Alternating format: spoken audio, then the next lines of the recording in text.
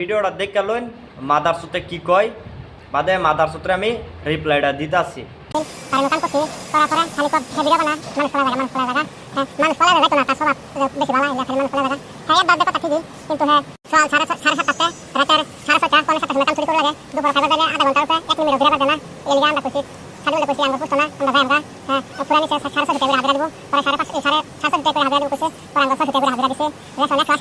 তুই যে সময় বেটার এনতে অ্যাডভান্স লইরা তোর মাগি পোলা ফাইলা তো হইছ যায় ফলায় তো যায় মিগা তুই কি এটা ভাবছত মাদার সুত তো মাদার সুত হুনই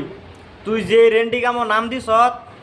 এটা মুড়া আর মেয়ে বিরসালে লাভ নাই বুঝছত এটা তোর করুনি লাগবো আর হে অ্যাডভান্স দে তো মানুষের প্রবলেম তাহে কামো আইব পয়সা অ্যাডভান্স দিউনি লাগবো